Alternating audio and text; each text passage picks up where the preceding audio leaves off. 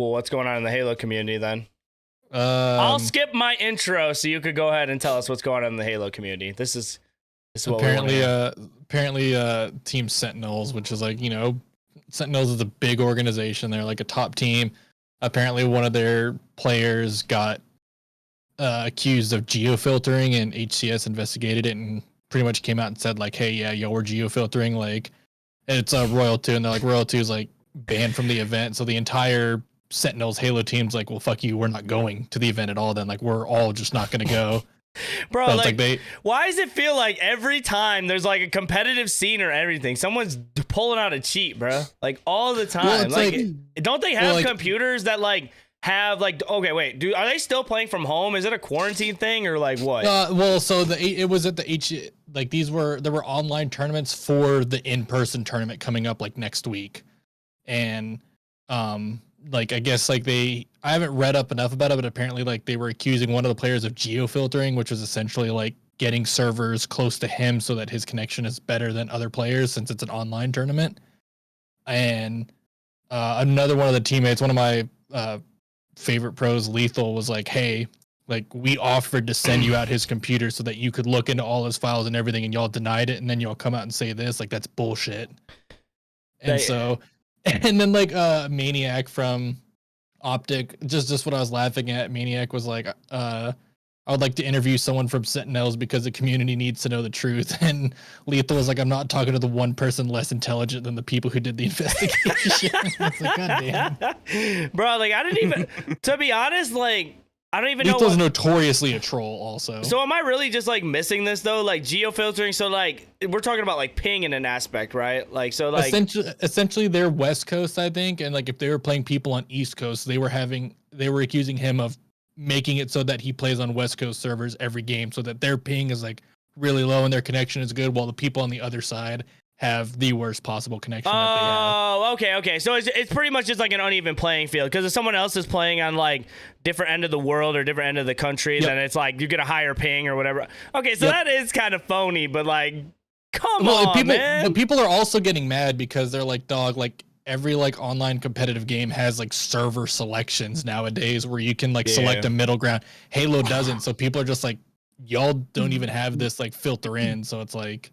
Right, that's what I'm saying too. People are gonna scumbag it, but I don't even know if you did or not. Like the tweets literally just started coming out like 10 minutes ago, so I'm like, all right. I got a Stu Woo pulled up on the Twitter, and I just saw like Halo drama, LOL, and I'm like, oh god, like what now, man? Like there's just always something that happens in the competitive scene, if it's just like that, or if it's just like I remember seeing like Counter-Strike tournaments where people have like fucking aimbot on the program, and I'm like, how do you even get that? It's not even their computer. Don't they just bring their peripherals, and then like the company or whatever will bring in their own? Usually at events, all the PCs are supplied so that every PC or hardware is the exact same, good to go. And that's what they were saying, is like Lethal was like, dude, like Royal 2 would have sent you his PC so you could look at it, because it's like, if y'all are accusing him of this, he will send it so you could dig through it and find all the files. Like, go for it. And HES was like, nah. Nah, we're good, bro. We just know. Like, okay. But like you said, though, it's like Apex, I'm pretty sure you could just go to the menu and you could say, like, I go to Virginia servers because that's the one that are closest to me, and my ping is like an average of 55. So I'm going to play people generally in that area. But if I pick like California, I'm going to be playing on West End servers. As a company of Halo, like I feel like there are 343. I feel like they would have done something like that. Well, that's what's crazy is MCC has that. If you go to MCC and go to like your network settings, you can turn on like US East, US West, US South Central, like, and then foreign ones, whether it's like ANZ, UK, but it's like I just have mine set to all the US ones, but like you can set it. I can just play US South, like South Central US servers all damn day if I really wanted to. It's like I feel like the only reason they might like want to combine everything together, it might bog down like queue times or some shit. That's the only thing I could think of, but it's still fucking oddball shit.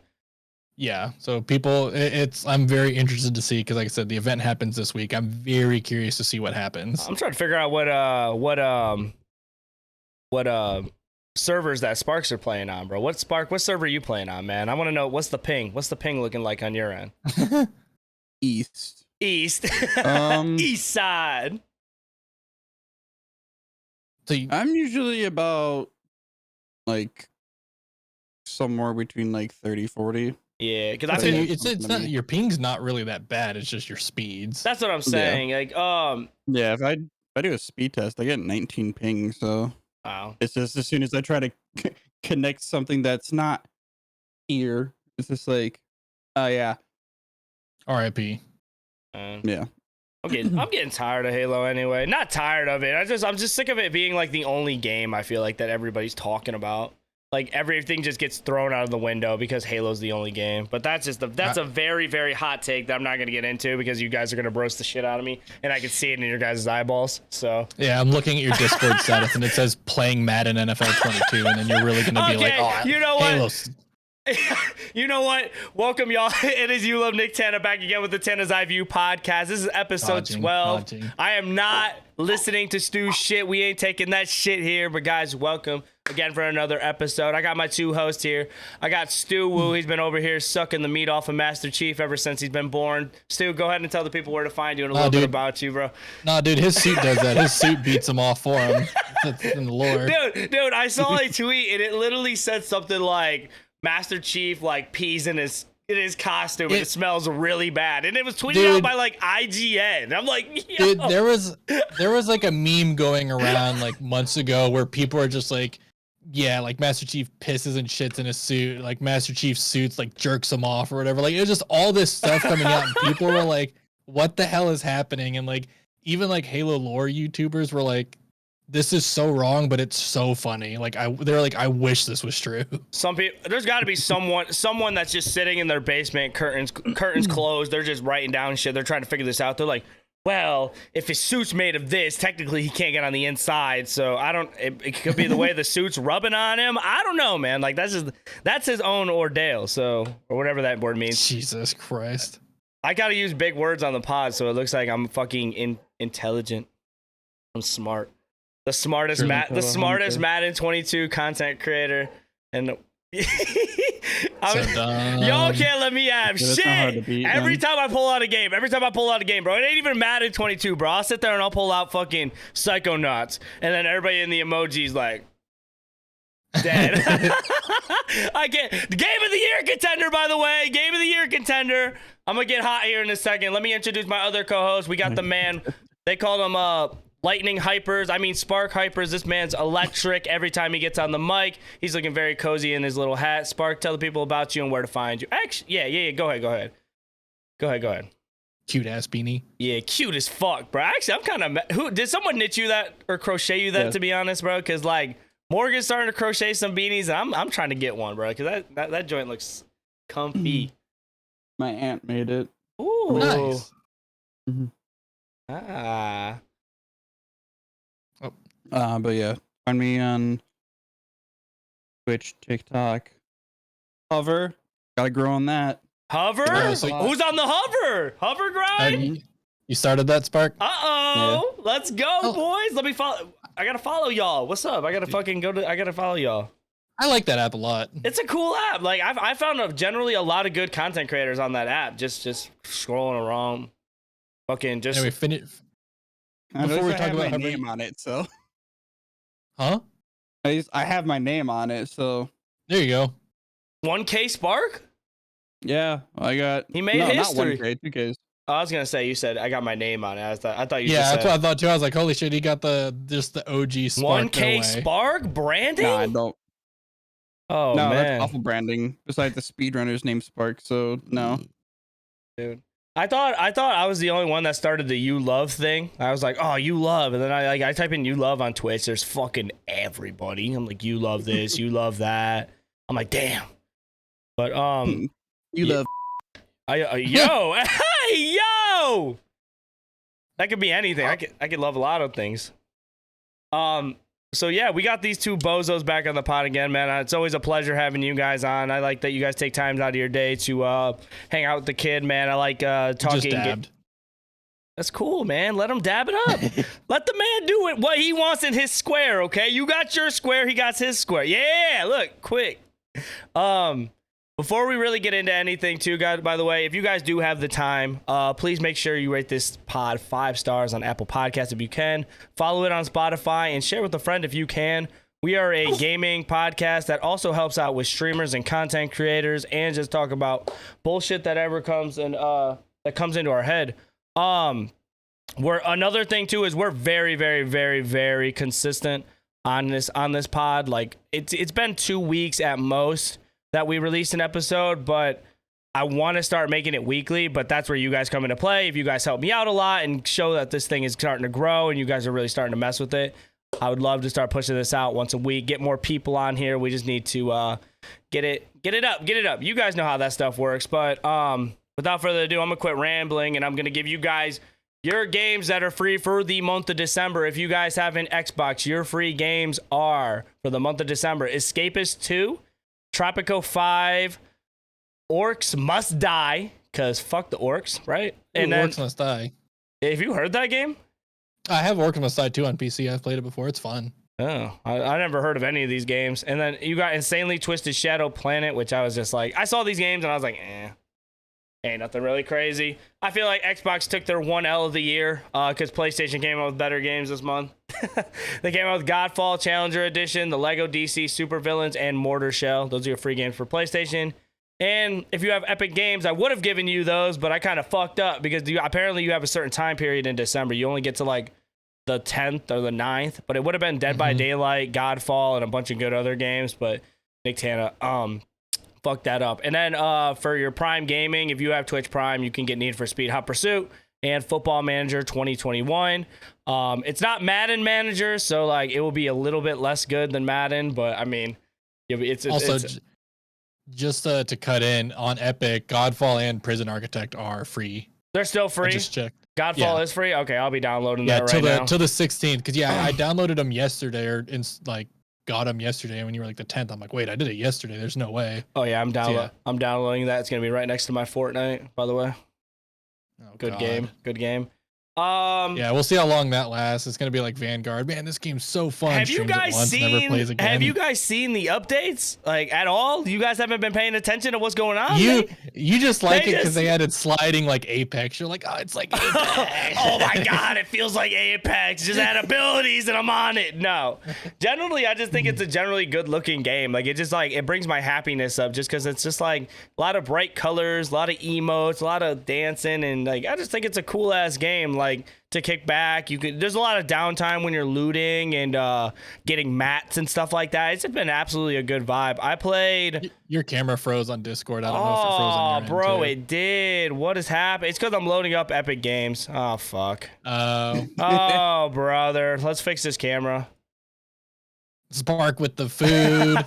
Okay, I guess we're downloading Godfall at the end of the pod. But no, it's been generally just a cool game. Like they added Spider-Man, they added like web shooters, which a lot of people like the web shooters, and I get why you could, just because like you literally could go wherever you want on the map. It's like rotating like on crack, and you're just fucking tree building, and you're just kind of flying around everywhere. But it is kind of annoying if you don't know how to go up against it.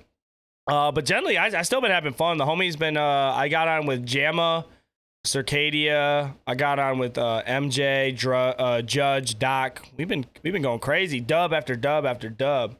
Were they bots? Probably, but I mean, that's what makes you feel good, bro. Were you carried? Probably. Oh no. Oh, MJ kind of a demon, bro. MJ Bean, he's a demon. I don't know if you've seen me play with him before. MJ being a demon. He'd be getting like 10 kills. He'd be fucking rotating super far ahead. But Fortnite, good game. Fortnite, definitely good game. Hell yeah. I recommend you guys to download it for sure.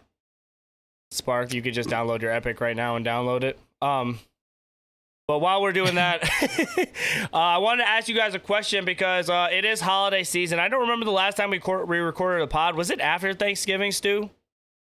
It was with me, you, and Judd. Yes. Okay, so we kind of dropped the ball because I don't think we asked about what our favorite Thanksgiving foods were. Did we just drop the ball on that at all? Like, I mean, yeah, that's definitely not a topic. We can't even bring that. We can't even bring that up now. But like, I'm still kind of sick. I'm like, why wouldn't you even bring that up? That's a good ass topic to talk about.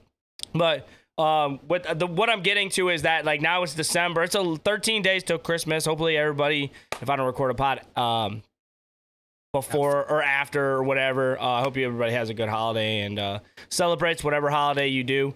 But like, what are some gifts that like people out there could get for if their partner or if their daughter or son, if they're a streamer, content creator, or gamer? What's some good cheap gifts that you guys can think of that could be a good gift for them for Christmas around this time? Because I know they have Black Friday deals all the time on like Best Buy for like storage, certain games. Like what would be your number one item that you would ask for a content creator this year?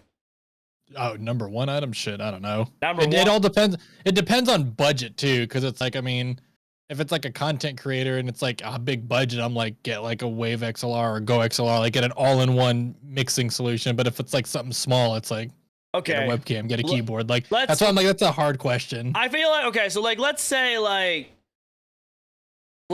keep it under $100 then. $100, something that a content creator or like something you could get for like a someone who plays games or has a PC, or like something that like would be good that you could get someone and they'll be like, oh my god, you really got me this Stream Deck. Like I feel like a Stream Deck. I was about to say, if Stream Deck is under $100, probably that. It probably isn't, but like if we talking 130, like I feel like that'd be a perfect gift if someone didn't have that, because you don't even have to be a streamer to really have that. I mean, it just has it's got a lot of utility. Micros out of the ass. Like I know that mice were on sale a lot. Like I got my Logi Pro for $100. It was like $130. That's a cool ass mouse. I actually have another mouse on my wish list because this mouse still works, but it's getting like worn down. Like the rubber's getting dented and smoothed out. So it's like it still works, but it's definitely not as like ergonomic as it used to be. But scratch up the mouse pad. Fucking trying to do 90s. I mean, yeah, this mouse, I've had this mouse since I built my PC like years ago. So I'm like, you've served me well. You'll be a backup mouse if I get a new one. Yeah, I'm really picky about what mice I go with. So like my first mouse I ever had was the Logitech 502. Best mouse.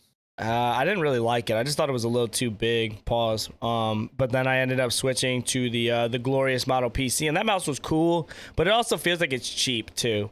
Like you could just definitely feel like the material. It's super light, but I felt like when I was holding the mouse, it felt very cheap. But I'm guessing that's just because of the lightness and stuff like that. So switching to the Logi Pro, it's been my favorite mouse so far. Like I just like that it's wireless. I like how it fits in my hand. It's pretty simple. I just hate Logitech's fucking software. It's garbage. Yeah, their software is kind of yeah. I could do without. I mean, it gets the job done, but I'm just like, all right, I set it up once and I'm like, every time it's like time to update, and I'm like, yeah, I'm good. I don't want to deal with this bullshit. Get out of here. A few other things I can think of for like a good gift for content creators is like lighting. Like I feel like you can get really cheap lighting on like. That was another thing I was gonna say, or like kind of like how you and me have like that light box kind of thing right there. That's always good to have. That's a good ass gift right there. That's a fucking. I think I paid like $10, $15. Yeah, and then Spark, like how he's got the LED strips, like those are always safe bets. Yeah. Good old quality. How do you get yours to split into two different colors? Probably has two different strips, right? No, they're the same strip. Oh, okay. That's so weird. I never knew you could split it into two different colors like that. I had to change mine into one color, which I don't even know why my shit's teal right now. I want it to be purple. The ones I have, I can like do like a bunch of different effects, customize it, like each LED if I want to. Mm-hmm. The Govee ones are the best ones because then you can like add effects. You can make them like wave, or you can make them like flash or whatever. It's because it's all app and stuff like that. I like those a lot. Yeah, I'm looking at some mice other than fucking Logitech ones. I'm just looking up like Corsair and SteelSeries. It's like, damn, Corsair's got some nice one. Just don't like that this one's wireless. I hate wireless mice. Wireless? Why? They're the best type of mouse. You don't have to worry about a fucking cord. Yeah, look at Spark. You don't got to worry about a damn cord. I hate like wireless anything. I'm like anything that involves any sort of potential interference or charging. I'm like, nope. I have like everything in my setup is wired. Weird take.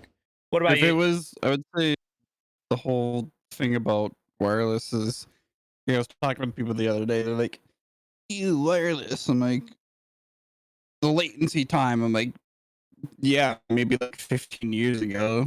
I mean, could yeah, I make don't that care about argument latency about stuff. I latency, just, but for me, it's just a if you're talking convenience about thing. something from now, like, I mean, I haven't had this thing die on me once yet, so Yeah. and same thing with my headset. As long as I put it on like the chargers correctly, I mean, this can go 3 days off of its without charging once. Right, and then This I know I have to charge though. literally I have a charger right in front of me too, so I just pull that out from the back of my desk and I just sit it on the charger like when I go to bed or when I'm pooping or whatever else. So I mean, nothing Say, too crazy.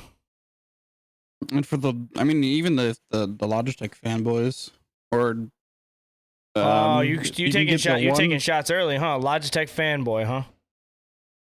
I mean, If the shoe fits, right? there's the one wireless mouse and the actual pad that you literally it charges it while you're using it, so it actually technically never dies. I did see So- that shit. Yeah, I saw that. Oh my god, I totally forgot about that. I just have the basic, I don't know, I just have a big XL mouse pad from Amazon. Not really picky about my mouse pads. I just like them big, just so it just covers up a lot of my desk, so I could just fucking my arm and shit like that.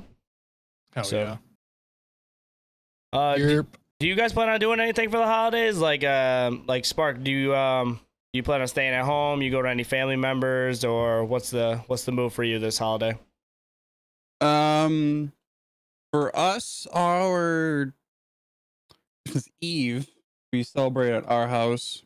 My one brother and his family comes over. We have dinner, and then on Christmas Day, I go to my other brother's house, and we have his cooking. So Nice. What about you, Stu? I mean, usually holidays are just super chill. Like, we're just gonna do stuff here at our house, and then probably just go to like my parents' house, or they might come over here. Man, bro, like holidays, bro, I love them, but dude, I be running my ass off everywhere, man. I feel like a lot of people have to deal with that. Like, so with my parents aren't together, so like I got to go to like 2 different households on Christmas, and then I Yeah. also got to go to Morgan's family's house. Then plus I got to go to like her grandparents' house. So like I'll be running around like fucking crazy, like.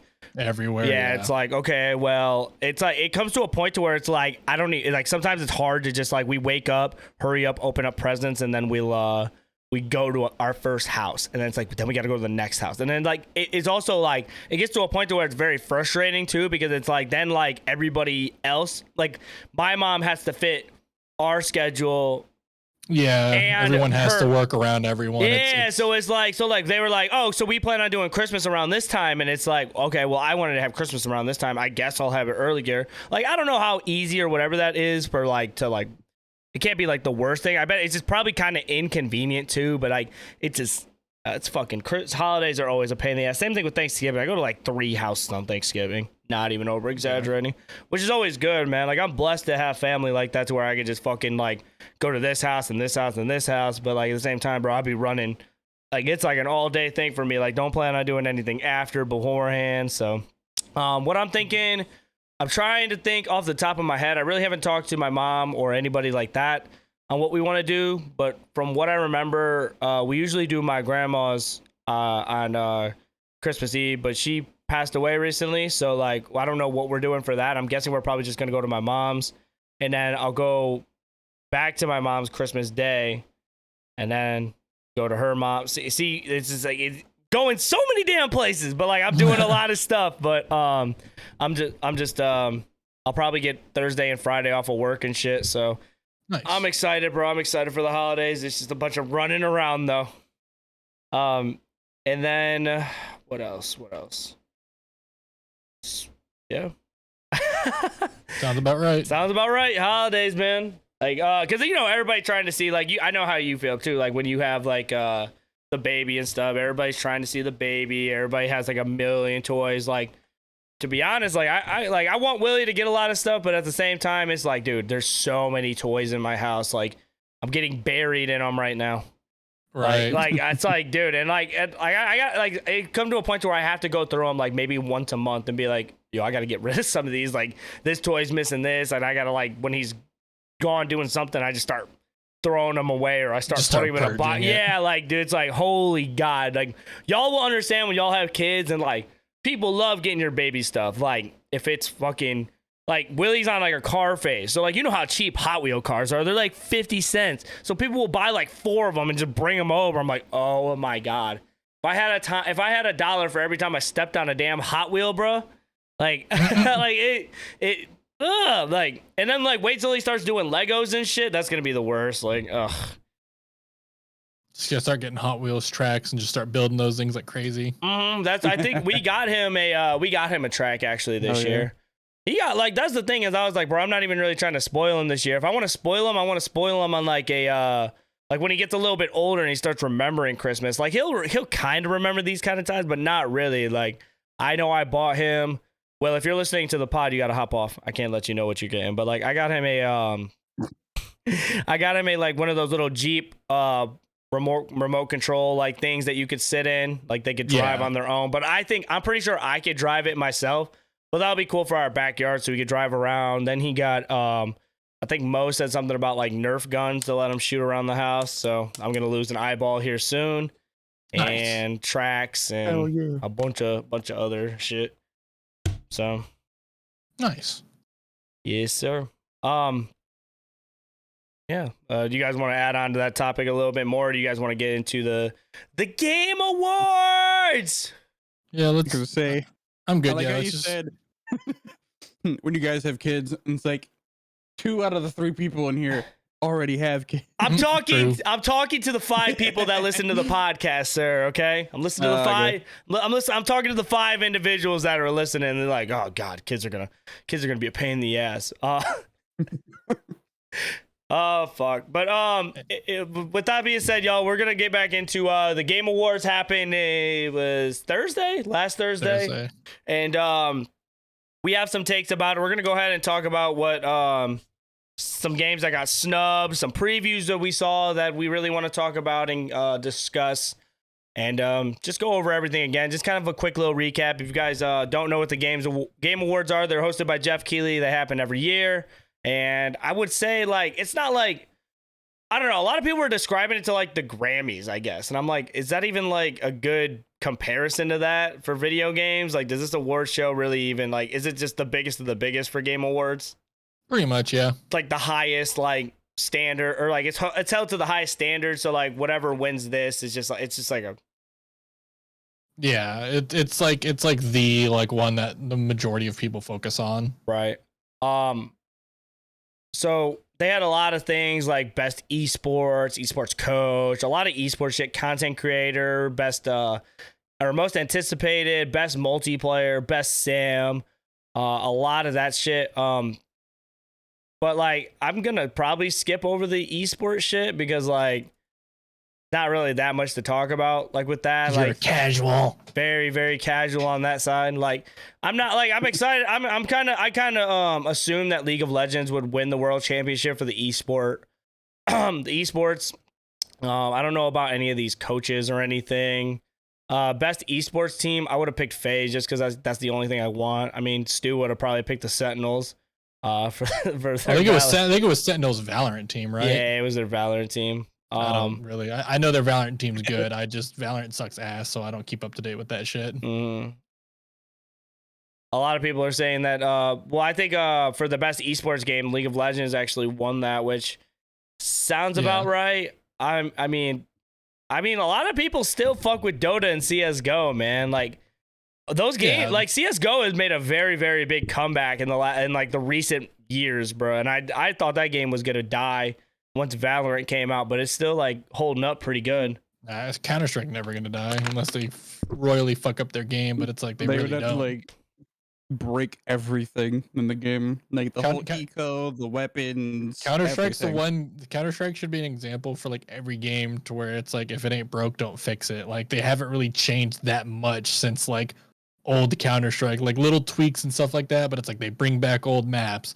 they bring back old weapons, same stuff. It's like they just kind of update it and fine tune it, and it's like boom, there you go. And then other games are like, hey, this game plays like this, and then the sequel like 3 years later, completely different game, and then they're like, huh, wonder why our game didn't do well. And it's like, because you changed what fucking worked. Like, look at Counter-Strike. It's been going for like 30 years with the same pros been playing it for 30 years because it's just you works. can play that fucking game off of a calculator. It doesn't take a lot to run your PC. They don't really upgrade anything crazy. They like you said, if it's not broke, don't fix it. This works for us. There has been like a few visual updates to like player models. And and like they'll add new stuff. Like they'll tweak certain maps, certain guns, certain economies, but they're not just completely like changing the game entirely to where it's like, hey, here's Counter-Strike. Now you can ADS with every gun and like go prone. And it's like, no, it's still the same game. This gun now does 47 damage instead of 46 and costs like $50 more. It's like, okay, cool. Trust me, I feel you on that. Like, I don't think it would be a game that ever I would get into playing. For some reason, I just don't like the way it looks. I've never like. So that was the thing, is like I thought Valorant would be a really fun game to play, and then I pull it up, and then like I just don't really like those type of games to where it just feels like it's like I don't even know how you would explain that type of game. It's just not. It's a tactical shooter. Yeah, tactical. Like you really got to be precise with everything you do. Very patient, very precise with your movements and shit. And that's just not me. Like Call of Duty. That's not me, bro. Like yeah, like I'm pulling up in the multiplayer and COD, and I'm just going crazy, bro. I'm picking my weapons. I know I could rotate around this corner and there's going to be someone chasing towards me. And if I'm just going to pull up and shoot real quick. Like, I feel like you don't get punished as much in COD for making a mistake, unlike Valorant. You can make one mistake, peek out a little too far, and then you're clapped. Same thing with CSGO. Yep. You peek out a little bit and you're clapped. When it comes to COD, though, like, I feel like you could just run around, do what you got to do, and then just, like... Yeah, it's like you'll run around a corner, someone will... Yeah, it's like you'll run around a corner, someone will kill you, and then your teammate runs around the corner and kills them, and then their teammate runs. And it's just like just a slaughter versus like Counter-Strike and Valorant. It's very methodical. It's like, hey, like we have to peak at this time and have like these lines of sight. And if someone drops the ball, it's like fuck, the team's broken. Communication is key too. Like you really got to listen to what your teammates are saying, because if you die, then they're gonna be like, okay, he killed me. Fucking hookah bar or whatever the hell they say. They killed me hookah, and then like you. It is really fun watching professional Counter-Strike, because it's like even when they're not doing like when it's just you hear the commentators talking, it's like you can't hear the team talking, but it's like you can see like how it's just coordinated and dialed in like so fucking well. It's like I said, I used to watch CSGO tournaments all the time. It is insane to watch. Even when you watch like the Valorant stuff, like I don't know, it's a fun game to watch. Like I'd rather watch the pros play than actually just play it myself. And there's plenty of games that I'm like that with, like Overwatch. Like I really didn't like watching Overwatch that much. I like playing it a little bit more, because Overwatch is like it's almost fun to watch people who suck play Overwatch, because like. They fuck up, and then it's like, oh, like you could capitalize on that fuck up. When you watch the pros, they don't mess up, bro. You watch Overwatch pros, they got everything to a science at that point. And it's just like they'll hold matches. Professional Overwatch, it's always just like the team stack, both teams push, whichever team wins does good, and the other team waits for everyone to come back. Both teams wait. They square up and then fight, and it's just like, all right, team fight. Yeah. Wait like 30 seconds. But that's team fight. That's what's so wait about cool. 30 seconds versus like low rank stuff. It's people off doing their own shit across the map. It's like, dude, what are you doing? That's why I love, bro. I used to be in silver Overwatch. I just like used to love just like, okay, we're about to get in this team fight, and then you'll see like Soldier trying to flank from fucking up behind them, and then just get. That's what I do. That's what I do is like Bastion. Like on like defense, I'll pick Bastion, and I'll stand like I'll post up like right by the gate, and they're like, "What are you doing?" And I'm like, "No one looks for a Bastion here." And sure enough, they all walk through, and then I just start shooting them in the back, and they're like, why the fuck did that work? It's like, because we all suck ass at this game. That's why it's so fun, bro, because it's almost just like everybody's just running around doing their own thing. And it's like something that you would be like, oh, I'm watching the pros, so like I know on this map that like it's really good if you run like Ana and like this character, but someone's like, no, we're gonna run fucking Winston and Diva, and we're gonna jump on your guys' neck. You're like, well, I didn't expect that. It's like nobody did. And like you're just getting torn up out of nowhere. Like it's absolutely like, that's why I like low level Overwatch so much. When you watch the pros, it's like literally like you said,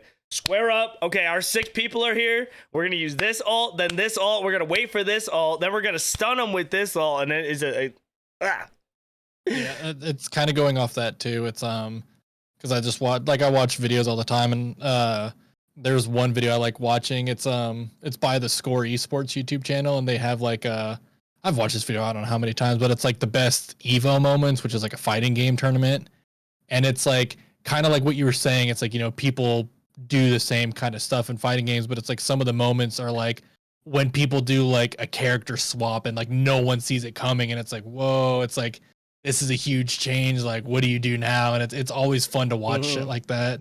I'm bad at fighting games. I hate playing them, but God, Evo is like the most fun tournament to watch. Watching Smash is like the funnest shit ever. Like watching Smash, Tekken. I really could care less about Street Fighter, but watching those type of games are just like, just seeing Smash is fun. Watching people. I liked watching Marvel vs. Capcom because that game gets nutty. Watching people's reactions are fucking just funny as hell too, because they're just like, how did I die there? Or it's just like, bro, like I just got hit with the cheesiest combo. And people are kind of toxic in the Smash community too. Like if you watch, people are toxic in any fighting game community. God. That's why I like it so much. They get so heated. Students love toxicity. Oh, I do. I'm like, I don't give a shit about the game. I'm like, oh, y'all are assholes and talking shit to each other. Like, usually why I bring him on the pod, he just doesn't give a fuck. I watch him stream and he'll just do the most toxic. Well, we play games with each other, and he'll just like every single game of MCC, no matter I win or lose, I type easy in the chat every time just to get someone being like, fuck you. We played Overwatch, literally barely won, easy. Or easy. Or like somebody would be like, y'all suck, easy. I do that in Valorant. I do it in Hunt. Any game I kill someone or whatever, if there's a way for me to communicate easy, I will. It's my favorite in Hunt because Hunt has proximity chat. So if like I kill someone, I'm just like, you guys fucking suck. As I'm like looting their body, I'm like, y'all are terrible. And it's like, I've had people add me after the game to be like, fuck you. And it's like, good. You don't know how many toxic messages I got after playing Madden. Like you'll play a game of Madden and then motherfuckers would just be like, that was, or it was like, wow, your ass, or it'd be like, wow, you were sweating, or wow, like the best message I ever got after playing Madden was someone messaged me and he said, wow, good game, lucky I had to feed my son. I'm like, okay, buddy. Lucky I had to feed my son. Dude, ever since I got back on MCC after playing Infinite, I've been playing like a lot of SWAT, and people have been like throwing accusations at me, and like, dude, that feeds my ego so bad whenever like, yeah, KST's hacking, and I'm just like, go play campaign, idiot. Like, you clearly can't hang here, and they're immediately just like, yeah, you're reported, and I'm like, come watch my stream. I do this every single fucking game. Like, look at my stat, dude. But no, my buddy, my co-host, on my cast, he told me like back in the day on like 360, he said when he used to play Madden, he said people would shit talk message all the time. He's like, dude, people get so mad on that game, or like any sports game, because he played like NHL, NBA. He said any game, people just, you beat them, they get pissed. Mad. Anything that's a 1v1 in anything, it's a shit talk fest, because it's basically you're taking someone's manhood. I'm gonna just keep it a buck with you. You're taking someone's manhood. If you beat someone in the video game and you beat them well, they're contemplating everything. Like you're like like if I lost a game in Madden, I lost by 21. I really had to sit there and like be on my stream, back out, and I had to be like, damn, I really got my ass whooped. I had fucking people in here just watch me get my ass whooped. A grown man getting their ass whooped. Like like when you play a team game, you could kind of hide, and like you could kind of like not saying like it's like you could be ass, and I'm like yeah, you could play like shit in COD and you can get away with it if nobody catches you. Like you could be like, oh, I'm in the middle of the pack. But like if you play fucking Madden, you just get flooded. Like, or do you just play fucking like a 1v1 in anything? XD. Yeah, that's why it's like, dude, fighting games online are rough probably, because it's like, dude, there's probably so many hate messages just being thrown back and forth. Yeah. Hell yeah. Fucking another thing that we saw at the Game Awards was Forza Horizon won a great load of games and a great load of awards with the innovation and accessibility, and then they also won best sports and racing game, which is that's just kind of a giveaway. Like they should just like not have that category and just give it to them. Like Forza, I think Forza wins that like every year, bro. Like any year of Forza comes out, I think they win that one. The innovation stuff I didn't know about till I saw the Game Awards, but the Forza That shit was Horizon nutty. 5 was so cool with the Sign language interpreter. yeah, and it's like, in-game. dude, that is fucking tough. Yeah, like, that's I was like, I didn't know anything about that, and yeah, we were all on the Discord call, and like once they showed, it's like Forza Horizon 5 for adding like a American Sign Language accessibility, and we were all just like, damn, like they won that shit easy. Like my mouth like literally dropped like when I saw you hold on your pants. But like nah, like I fucking when Reported. I saw Spark, don't give me that look, Muffin. Ayo. But like no, Spark's like, I'm just trying to eat my breakfast, damn it, leave me alone. Spark just woke up like 10 minutes ago, bro. White tea, eating some eggs, bro. Fucking, but The beanie. yeah, he's like, fuck. You know, he just got out of bed like, fuck, I gotta record this fucking podcast again. I'm sick of this Oh, yeah, shit. no. Not even getting paid for this shit. I was like, I guess I'll hop on again. Oh fuck, but no, that definitely was just cool. Like I didn't know like games had a lot of that like accessibility stuff, but seeing that Horizon 5 is trying to get into that was cool. Because definitely it's a good game that a lot of people want to enjoy, and it's like not being able to hear or whatever else will definitely take away that experience. But the other game I thought was cool was the Valve Shadow of the Crown, where basically you could play by just hearing things. So if you're blind, I'm pretty sure you could just like hear sounds, and then you could just like look around and know where you have to go. And do you guys Nice. remember seeing that? Or Time to cosplay as a bat. I don't remember that one. I kind of like once I saw the Forza one, I was like, well, that's it. a very GG, go next. a very hot take I want to get into is I don't think best multiplayer game should have went to It Takes Two, and I'll explain why. Because when you think of multiplayer, I feel like that should be. What were its competitors like? Do you have that pulled up? Like So what the? you have Back for Blood, Knockout City, Monster Hunter Rise, New World, and Valheim. Like if they're saying like multiplayer, I feel like multiplayer goes like with being said like multiplayer, I'm thinking like Halo, I'm thinking Valorant, I'm thinking like competitive multiplayer, I guess.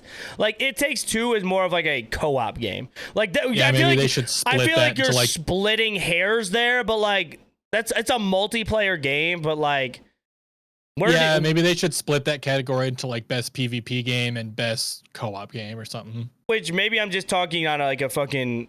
Maybe I'm just talking too soon because I feel like Back for Blood, I mean, technically that's like the same thing. Like it's not competitive, but like I feel like that takes a little bit more like. Well, there is strict- the Ridden versus cleaners mode. I doubt they're talking about that with for Back for Blood because the only people that play that are probably like basement dwellers or something. I don't know. Well, there. But fucking like I like It Takes Two, but like I just don't. It could just be me splitting a hair. I'm excited. Like if we which I'll get to when we talk about for the game of the year. I'll hold it. I was gonna get into a rant, but I'll hold that. But I mean, it is what it is. Technically, I would have picked Back for Blood, but congrats to It Takes Two for that. The most anticipated game. I know we had some takes on this. Raph, I know Raph is listening. He decided to tweet it out after this. If you aren't buying Elden Ring because it's too hard, you are not a gamer. Sir, I'm here to tell you Wait, that say that again. If you buy, wait, if say you that don't one if more you time. don't buy Elden Ring or you don't play Elden Ring, then you aren't a gamer. Oh, Because they said if you buy it Yeah. because it's too hard. I was like, what? So, the most anticipated game, it went between Elden Ring, God of War, Ragnarok, Horizon Forbidden West, The Legend of Zelda, the sequel to Breath of the Wild. Sorry, I don't know why I said that so weird. And Starfield. To be honest, I'm not excited for Starfield at all. I don't know why anybody's excited for Starfield at all. We ain't seen no I'd say- gameplay, and we saw a fucking Ain't seen shit. cinematic trailer of someone fucking going up in a rocket ship. You We ain't ain't got found me. shit. You ain't got me sold. All right. Oh, shit. I'm an Xbox fanboy, and I said I'm still not excited for that bullshit. But for Horizon Forbidden West, it's just such a beautiful game. Like, and I still think God of War should have won that easily. dude, it's the best. It's the best title for PlayStation. We're gonna sit here and say Elden Ring, like.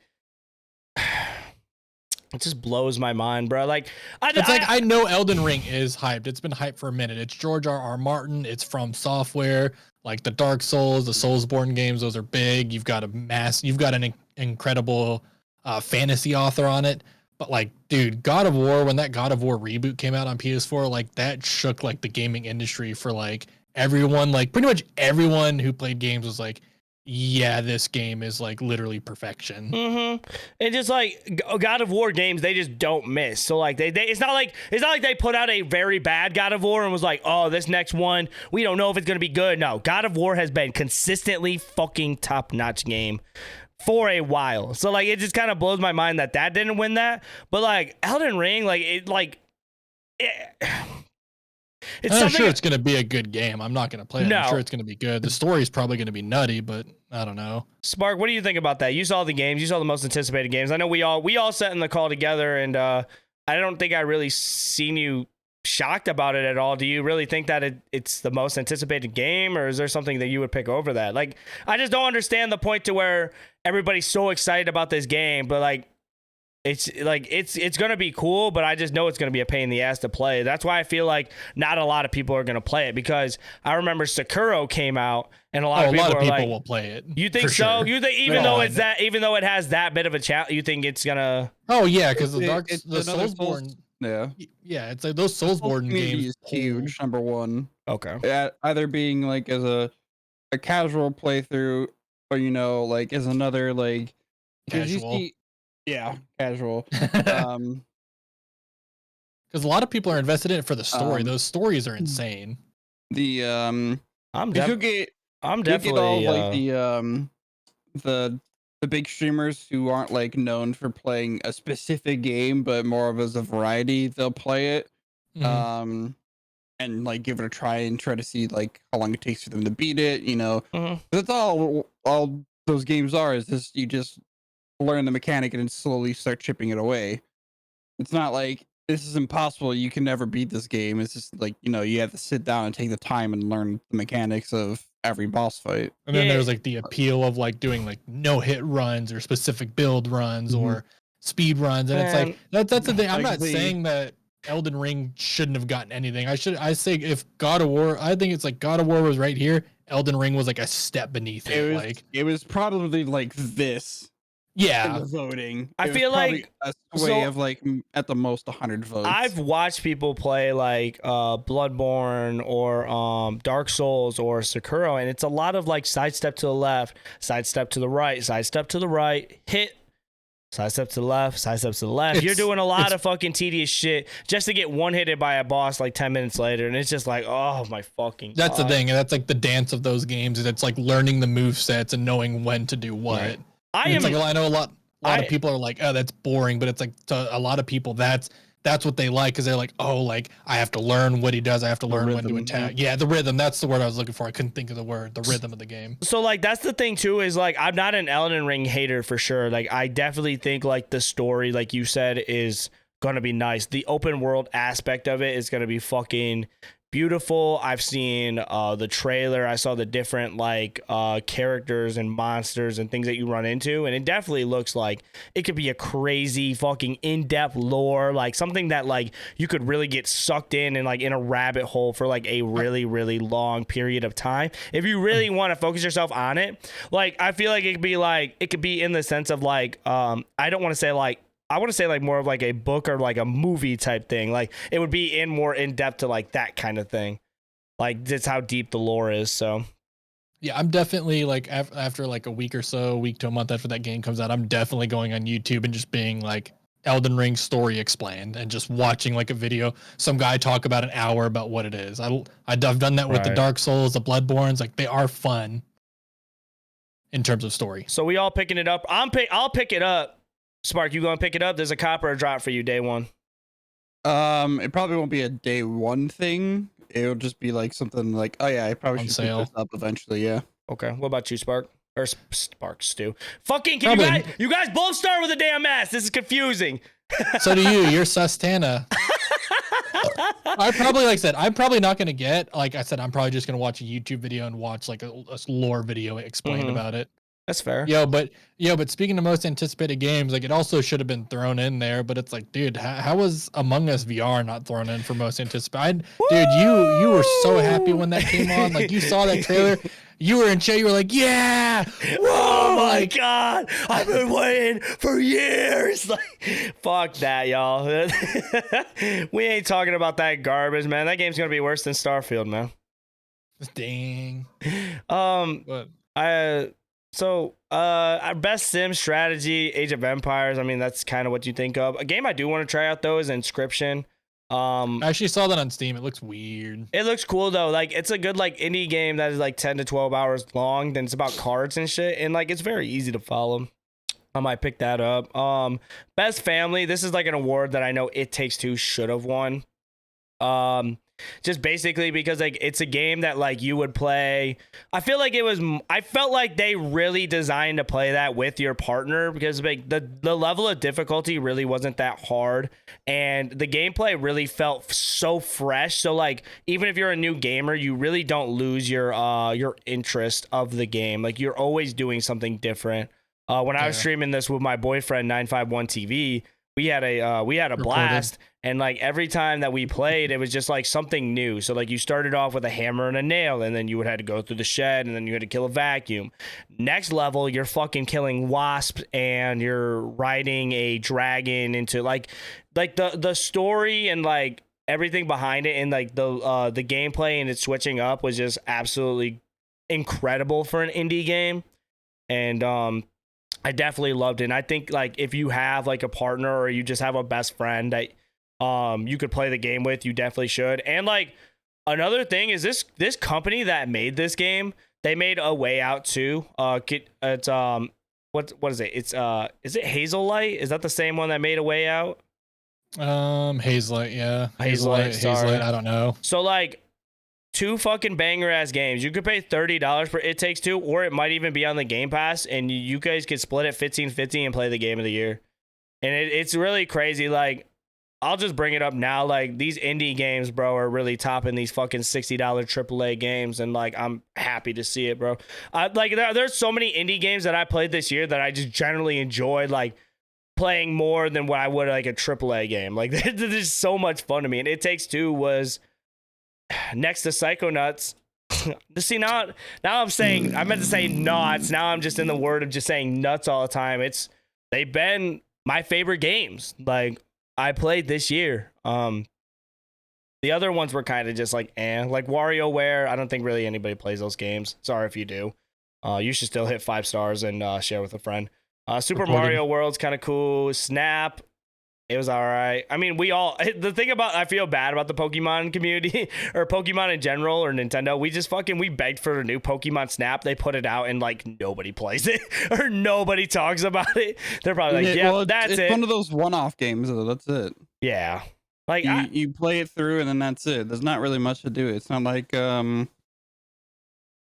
it's not like where all the other Pokemon games like Sword and with, Diamond and Pearl remakes coming out, you can't like, oh, let me go shiny hut in Pokemon Snap. It's like, what are you gonna do? Like reload the same scene over and over again and wait for Pokemon? Take a fucking picture. Take a fucking picture. Like, yeah. Same thing with like WarioWare. It's one of those, one-off stream type things. I know one of the creators I watch and sub to on Twitch, he played it. He enjoyed it. It was a one-off game. Just to throw up on his stream and his channel, just people could enjoy it and watch it. And it was fun to watch. So just a fun one-time play, and then you're just good to go. Yep. I'm trying to move kind of quick. I didn't know there was that many awards. Fighting game, we really don't care about this. Guilty Gear, I felt like that was the best one. No, hands down. Just for this year at least. I mean, fighting games are like a weird niche, I guess. Best role playing, it was Tales of Rise. Never played it, but I know those Tales games are really good. Scarlet Nexus would have been a cool game too, but I really didn't look too into that game. Best action adventure, I feel like this was kind of I didn't really like this one. I feel like Resident Evil should have took that one. Resident Evil Village was a game that was really good. It I if not perfect, 9 out of 10 game. Like it literally just fit the Resident Evil storyline really well, and I feel like it had a good balance of adventure and scariness and story. Like it was just like it did everything so well. Like each little category it did very well. It did that. Metroid Dread, I can't really touch on. I just don't understand like how that would be, well, how deep that story really is, or like best action adventure. It just doesn't I feel like it just doesn't fit that bill. Like, has anybody watched anything about it that they could add on and just explain to me? Because my friend Eric even hypes up this game, and he's like, dude, this game's really good. And I'm like, but a lot of people like Prime.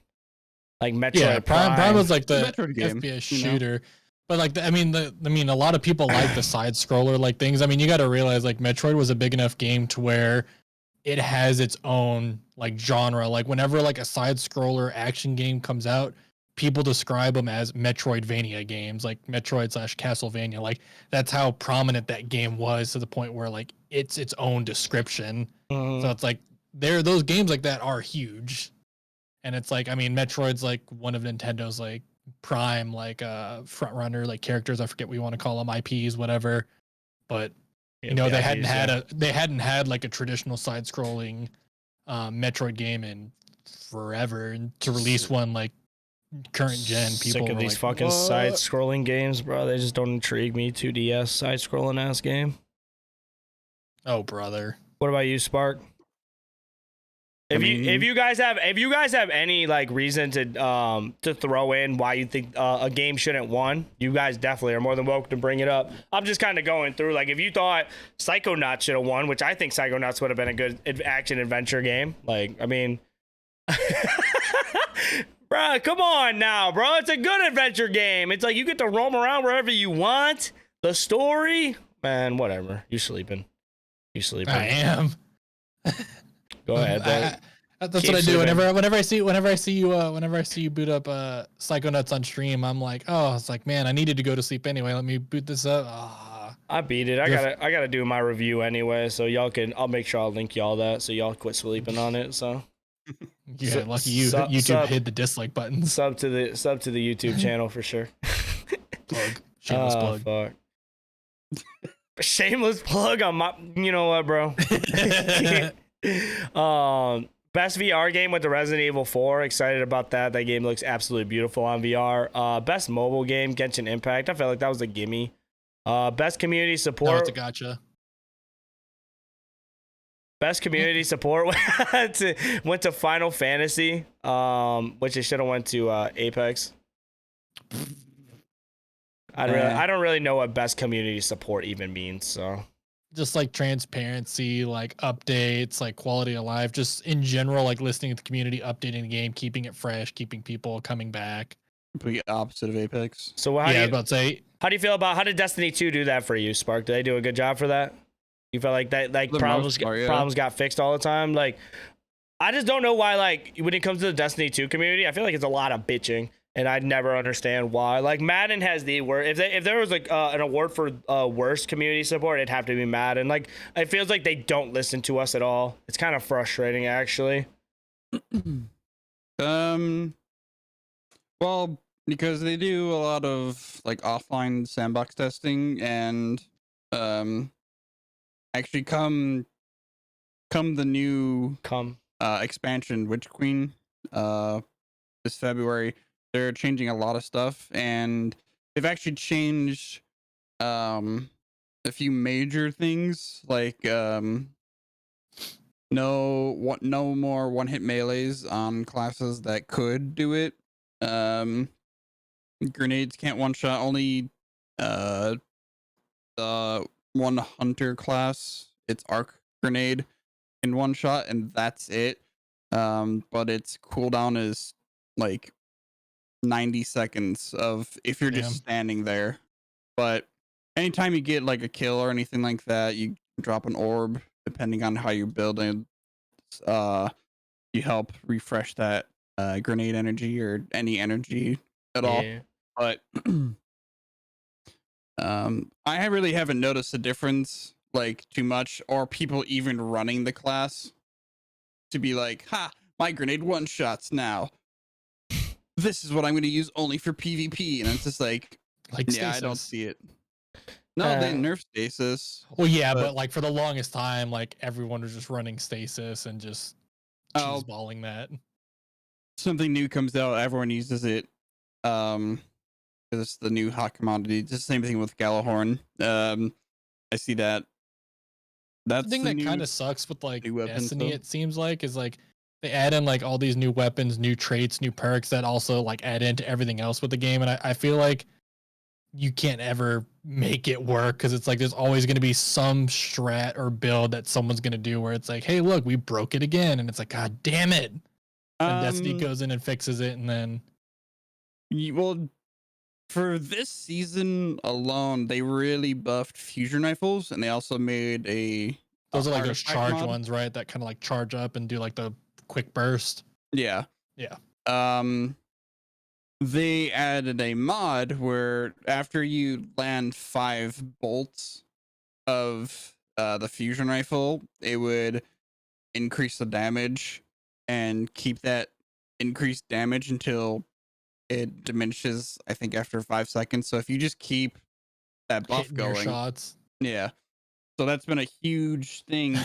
But I gotta say, like with Galley coming back, it's actually offset that enough where it actually can compete with it. So come February, where this artifact mod is gone, it's gonna be like, all right, back to D1 days. Need Galley, or just running Gallahorns. Yeah, man, like, which is fun because it's a nice weapon, and it's out now. Shit. People can get it. It's not hard to get if you have played the game this season. I'm just saying, paying $100 for that DLC gonna hurt someone's pockets, bro. It's definitely gonna hurt my pockets. Well, it's not $100 for this current DLC. It's let's see, it's $80 for the next expansion, and it's $20 for this year because it's celebrating the 30th anniversary of Bungie as a whole, not Destiny, but Bungie. So they want to put, and you gotta pay your people who made this. Like, I feel it. you I feel it, bro. Yeah. No, and that's what people just don't understand sometimes. Like, why do I have to pay this much money? It's just like, well, yeah, because you have the main group of developers who are working on the base game plus the new expansion coming out in 2 months. And then you probably have another side group who's spent this entire time just making sure everything's working, there's no bugs, it's a whole new play space that we've kind of never been to, with a whole new mechanics. And off of the rip, like as of day 1, Bungie posted 5 tweets saying, hey, we know this problem, we know this, and this are all happening because of this new thing, and we're trying to fix this as fast as possible. And this is like, they also said, like, I know some people might not be experiencing this, but we've had enough feedback saying, hey, we're doing our best to fix this as fast as possible. I know, which is kind of funny. If you actually killed certain enemies in a certain order, it'll just hard crash your game. And they reported that. They're like, hey, we figured this out. We're trying to fix this. And it's happened to me a few times. I'm like, well, someone did it. Because it wouldn't be like me killing it. It'd be like, because it's an instance activity, so you can just queue up with randoms for the new activity, you want to call it that. So it could just be a happenance of random chance, one guy shooting this person, one person shooting this one, and it's just a string of code, and it's just like, there goes your game. But nice. Yeah, I mean, I feel like it has potential, like, for sure. Like, it feels like that they're really trying to. So I guess, yeah, like, I could definitely see why that would be up there for community support. I wonder how good. I know a lot of people who play Final Fantasy, they generally just think it's the best MMO of all time. Like, people that, like, every time they release a new DLC or anything, like, people will leave their MMO just to go play Final Fantasy. It's actually crazy. I'd like to give it a shot. I just don't want to pay $15 a month, bro. You got to be outside your damn mind, bro. Like, I had to bring it up, like with New World and how fast that kind of died. A lot of people who, like, I've seen tweet about it, like, oh, well, it kind of sucks that New World died because it's a good game. And a lot of people underneath their, like, on their Twitter posts were like, hey, come to Final Fantasy, it's pretty much the same thing, and the game's alive. So it's like the running joke of like Final Fantasy fans is like anytime someone's like this MMO is boring, it's like the Final Fantasy people come out of like the shadows and they're like, hey, come check out Final Fantasy 14. I heard the community and then they is just so they hook people in and that's it. the community is just so good. I fucking heard non-list like good things about the Final Fantasy community. So I mean, yeah. I mean, I played it like I did like the free month like years ago, and like I enjoyed it for the month I played. It's just MMOs like I lose interest in MMOs, especially because it's like the raids and all that stuff. It's like, dude, Final Fantasy, they've been like single player story games to me, and for the most part, you kind of can just single player like it, but it's like I don't care for it. But it's like, dude, like the worlds were awesome. Like it felt like Final Fantasy. Like I enjoyed that free month I had. I really did. I was They like, this is sick. they also won best ongoing game, which is that's very cool. When you go up against games like Fortnite, Warzone, Apex, Genshin Impact, like I mean those are some very good companies. I feel like not like Except I feel like Apex. okay, so like I didn't know how to I didn't know how to say that they went up against some heavy hitters though. These games are like at one point they've been the top game like you would think for like streaming. Like Apex is like I feel like is a top streamed game. Fortnite was a top streamed game. Warzone. That's what Final Fantasy does. They poop out a new DLC and it's like that's it. It's like they pretty much shut everyone down. That's like, it. It's definitely easy for a game like that because they probably had such clear feedback where, because look at Warzone and how long it took them just to put out an anti-cheat. Yeah, It took them, like 2 years. almost 3 separate games for them to put out an anti-cheat. And then, Apex and all, problems with cheaters, removing a bunch of, skill-based movement, everything like that. Like the B-hop with shielding was the first thing they got rid of.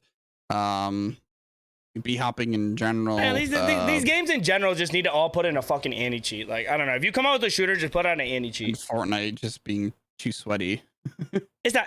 So I played with Glenn the other day. Other day as in yesterday. And yeah, like there are some super big sweats. But for me, like I'm not even in that. I'm not even close to that area yet. So I'm just generally very casual. I don't want to be. Very fucking.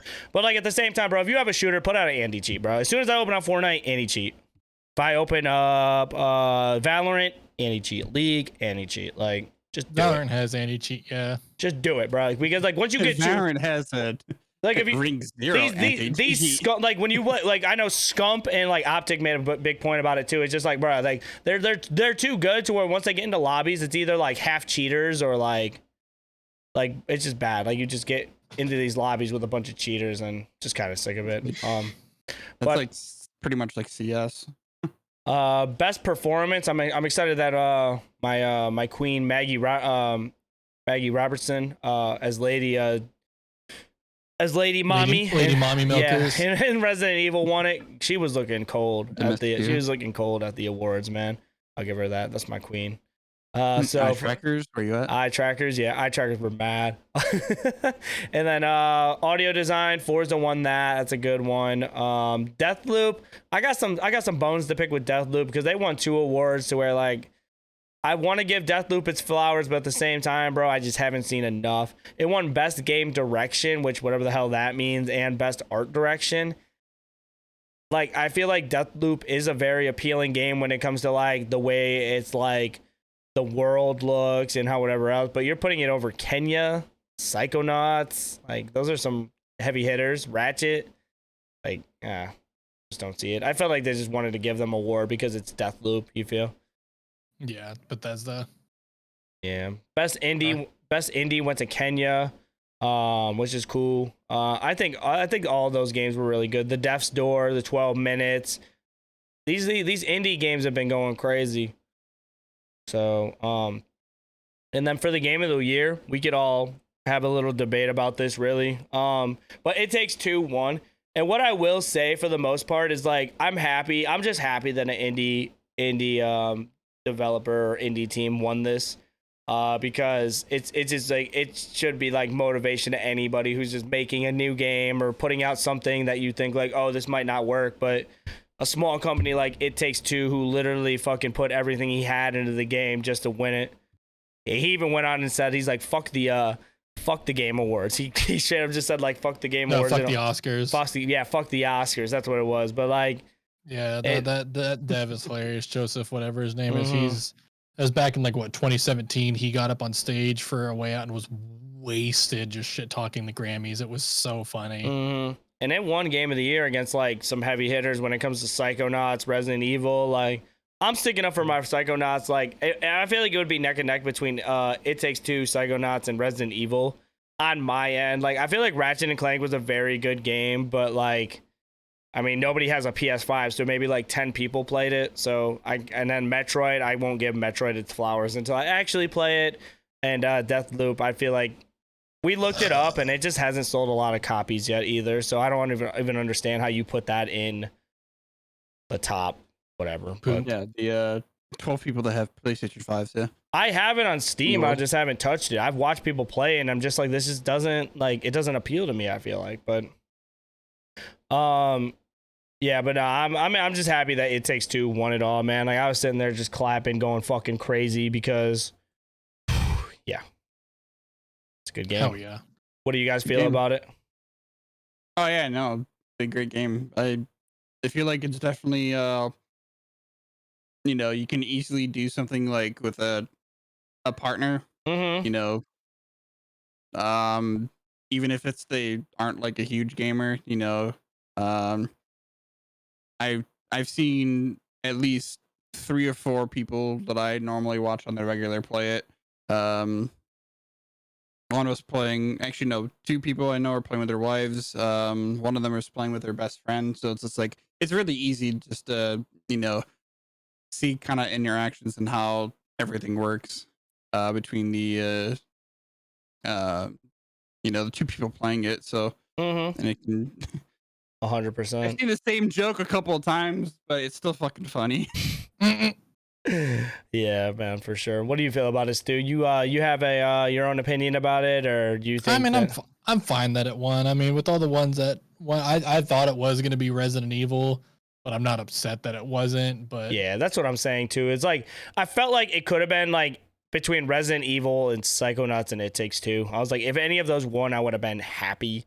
It's just like it's unfortunate for Ratchet and Clank just because nobody has a PlayStation. Like, and if more people played that game, maybe more people would see it. And in my defense, I feel like Psychonauts is just a little too ahead of its time, and a lot of people, not the casual gamer, knows about like the game or what it's about or the story behind it. So it might be a turnoff to some people.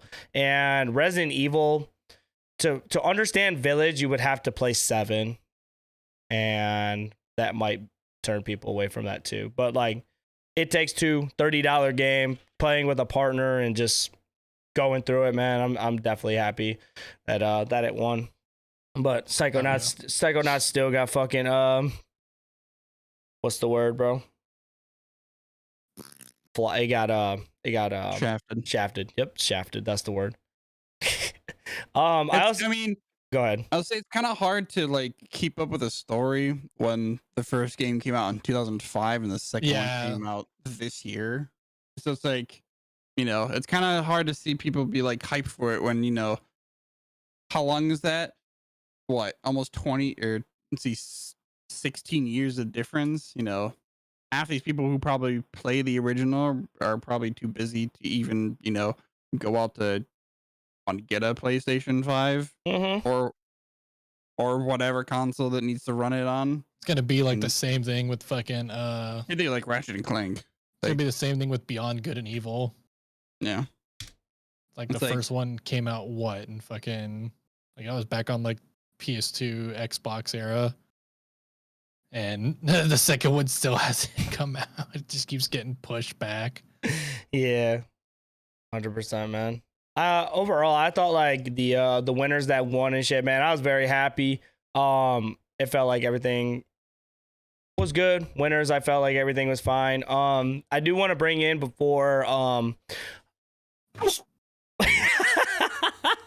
so we're gonna after we talked about that, I want to go over everything that was announced at the Game Awards. So depending on how long that takes or whatever. But before we really get into that subject, I want to ask you guys a question because I've been seeing on Twitter and stuff, and I kind of noticed it too.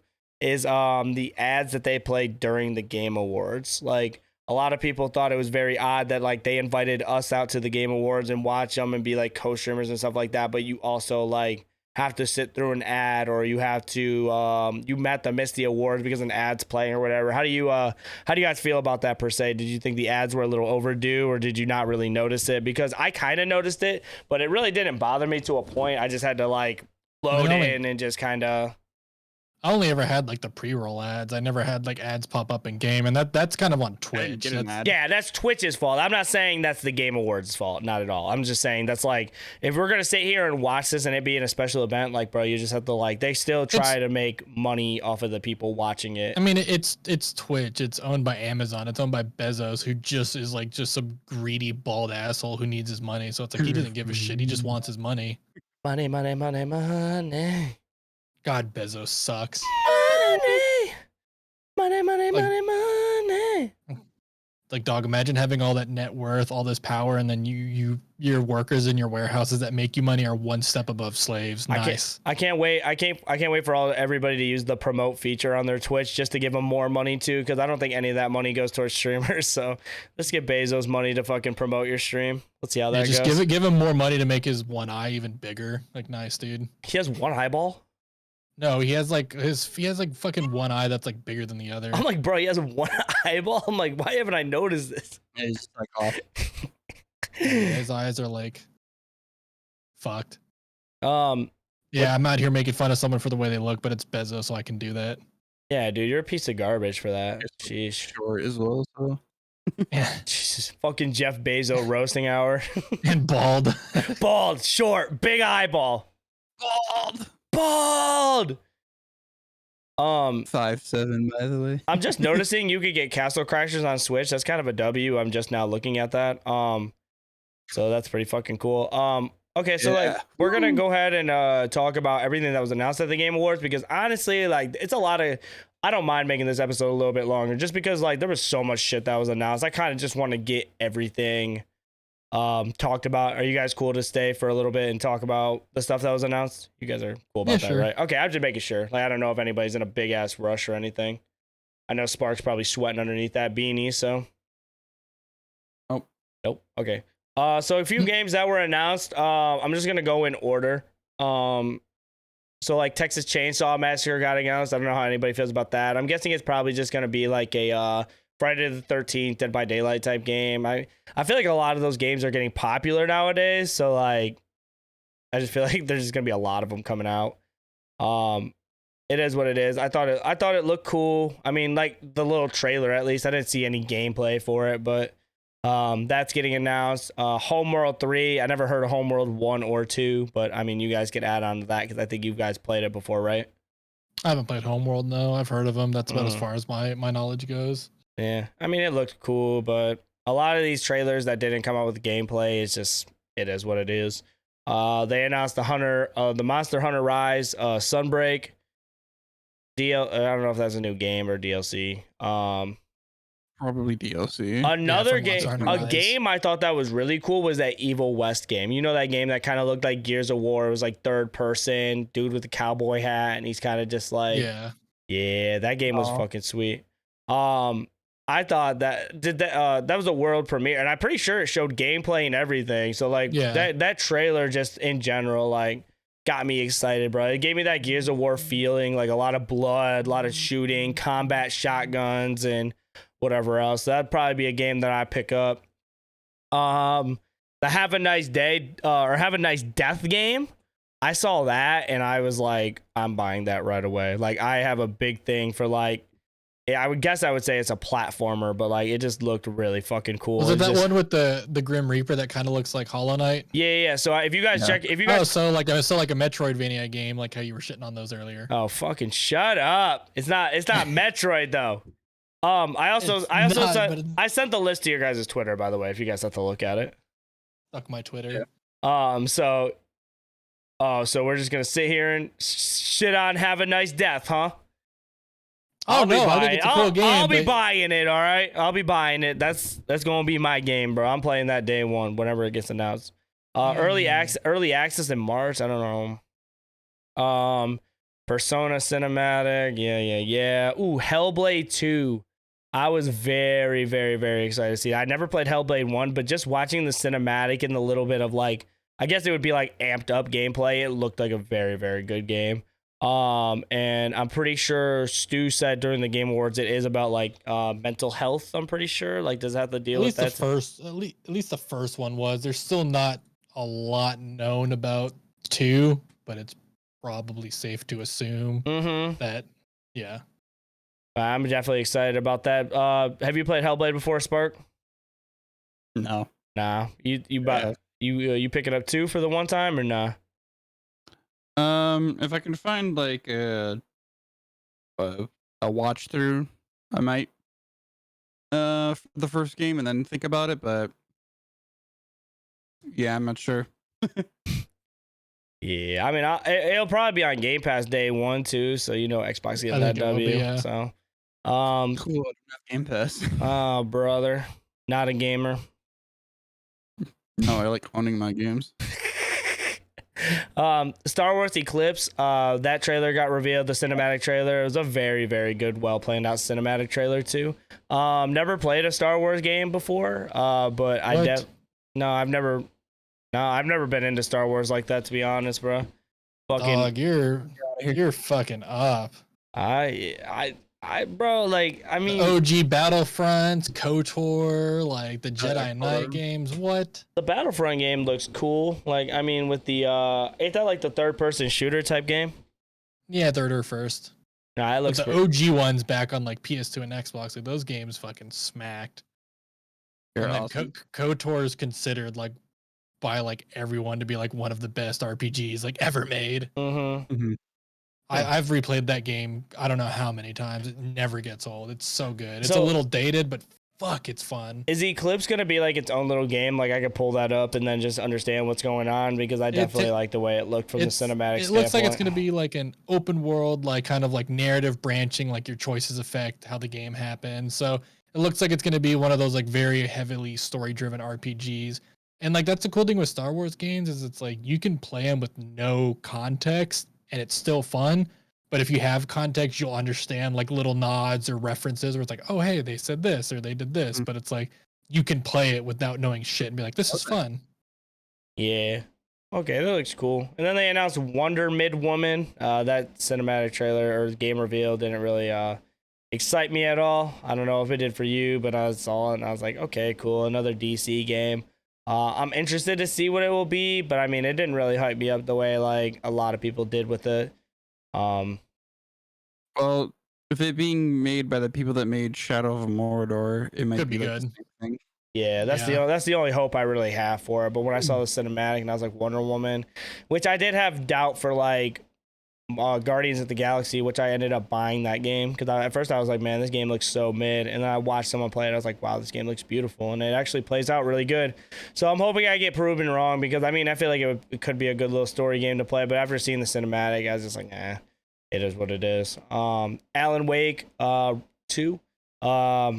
Again, haven't played Alan Wake 1, so go ahead, get your shots in. Boo, this guy fucking stinks. Yeah, I've never played Alan Wake 1, but I'm pretty sure Alan Wake 1 came out like what, PlayStation 2, PlayStation 1, or am I wrong? Or is it 3? Xbox 360. 360.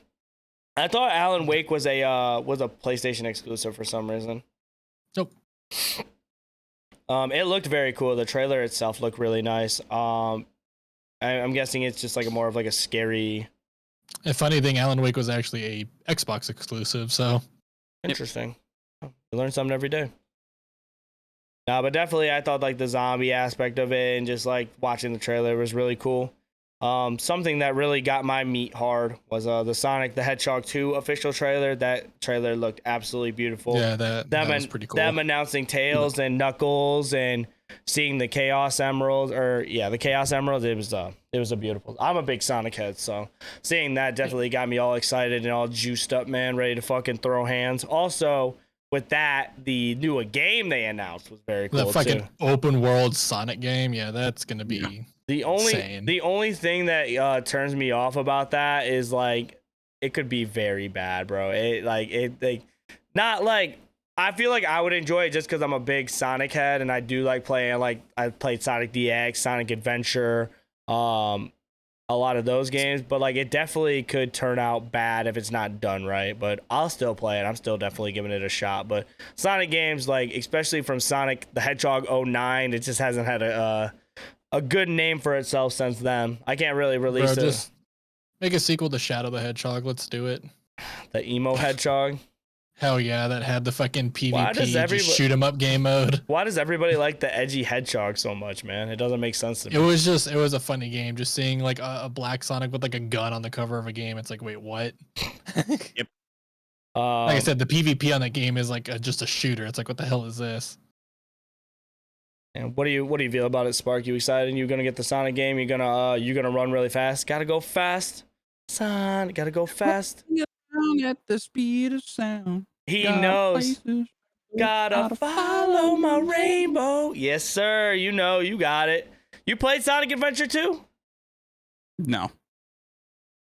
The only What was Sonic it? game I've played were the ones we had at the Sega at the place that I stayed at. And then the only one I've actually owned is Sonic Heroes, which was a great game. Oh, I Didn't they played have a Sonic Heroes. like kart racing game back in the day too? Mm-hmm. I forgot when's the last time it came out. It was a not a car racing game, but it was a skateboard game. No, they have Sonic Racing too, though. They had Sonic Riders with the hoverboards too, but I'm Yeah, pretty sure it's Riders. like Sonic Racers or some shit. Like I played Sonic Riders. That game was kind of cool. It wasn't the best thing ever, but like shit. Oh, yeah, Like, Sonic and All Stars Racing Transformers. Oh yeah, that was it. Yep. I heard that game was good Oh yeah, that was a huge thing back. back in the day. What was it? 17, 16? Nice. Like a lot of people were playing it on Twitch and YouTube. We got a lot of beautiful gameplay trailer from Horizon Forbidden West that like just does wonders every time I see a gameplay trailer. The Final Fantasy remake that got announced for PC too.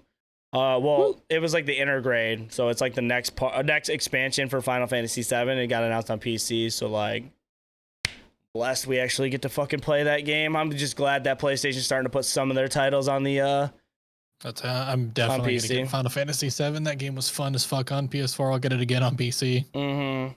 Splitterhead. I wasn't really excited about that game, but I feel like a lot of people have really high. You don't skip over that DLC coming out. Oh yeah. I tried skipping. I tried skipping over the skip over death. my expansion.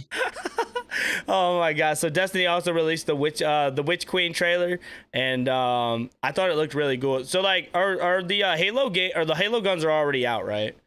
So Yes. this has nothing to do with the Witch Queen with the Yeah, the that's Halo for the guns. 30th anniversary stuff. Okay. So I feel like Destiny is always a really good looking, but like every time a Destiny DLC comes out, I feel like people are like, this is the one we're waiting for.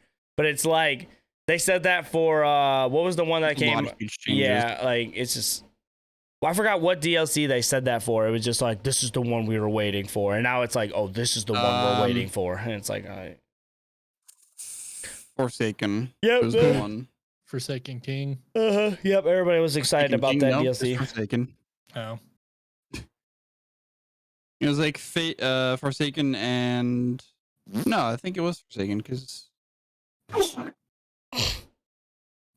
there's a lot of it gave us the third subclass for each character and each of the trees, So you buy and third there's just a lot subclass. of quality of life things.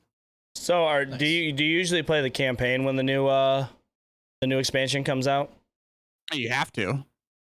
You have to. That's That's what what the gives you- that's what the expansion is. Yeah. I thought it's like That's what gives you all your gear.